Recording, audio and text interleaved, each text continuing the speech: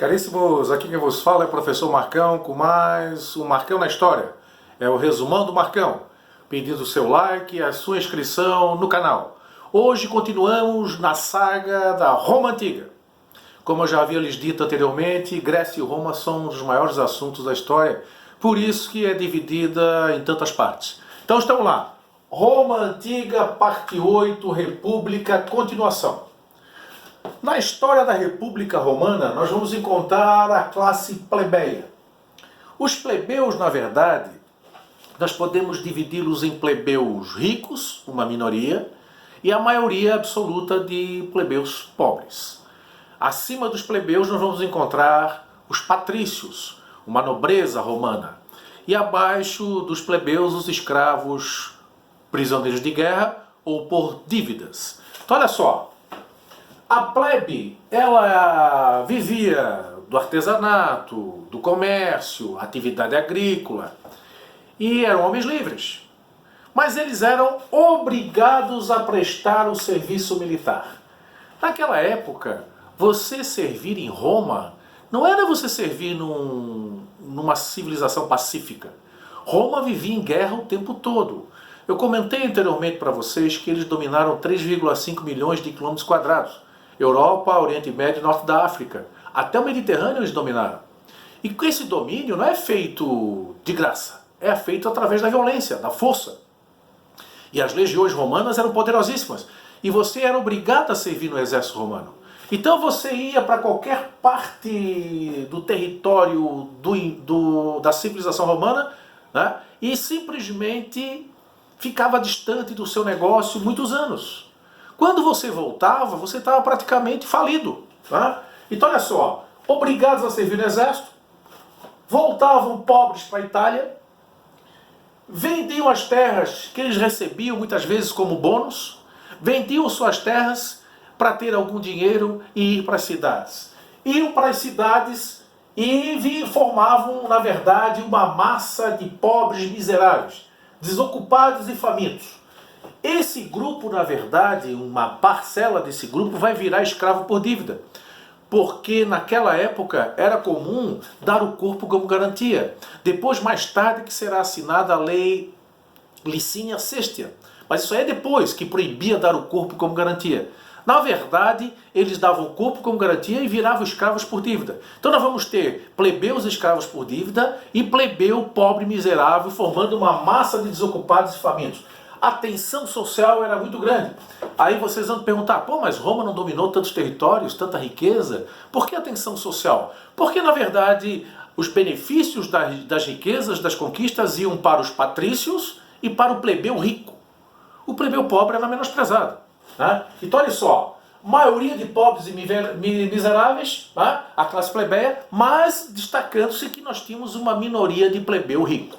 Bom, nessa época, muita tensão social. Aí veio a seguinte ideia. Não podemos deixar a população faminta. O primeiro erro de um governante é deixar seu povo passar fome. É regra de ouro. O que os romanos ensinaram lá no século I? Eles ensinaram o seguinte. Pão e circo. Pão. O Estado vai distribuir o trigo ao povo. Então o povo agora vai receber o trigo. Inicialmente era cobrado taxas mais baixas do valor do trigo. Depois ele era doado. E isso era feito periodicamente para não deixar o povo faminto. Mas tem um problema. Milhões de desempregados. 200 escravos para cada cidadão. Não tem emprego em Roma. Miséria. Tinha lá os guetos, as favelas em Roma. A parte rica, obviamente, e a parte pobre. E o que acontecia então? Eles pensaram numa estratégia extremamente inteligente. O circo. O governo, autoridades do governo promoviam espetáculos públicos. Quer dizer o seguinte, o governo fazia questão de organizar espetáculos públicos. Que bonzinho era esse governo romano. Queria, na verdade, alegrar o povo. Não é bem assim? Eu conto a história para vocês. Olha só, eles vão fazer espetáculos públicos. Lutas de gladiadores nas arenas. A maior arena de todas, o Coliseu, para 90 mil pessoas. Nós vamos encontrar os circos máximos para a corrida de bigas. Tá? Os circos máximos dava para abrigar mais de 250 mil pessoas. Eram cavalos, tá? 2 cavalos, com aquelas carroças pequenas, em alta velocidade, muitas vezes com disputas de violência, para ver quem dava voltas e chegava primeiro no local. Tá? E vencia. Só que era muitas vezes uma corrida até a morte. Tá? Então nós temos os circos máximos, temos as arenas com o Coliseu e outras arenas também.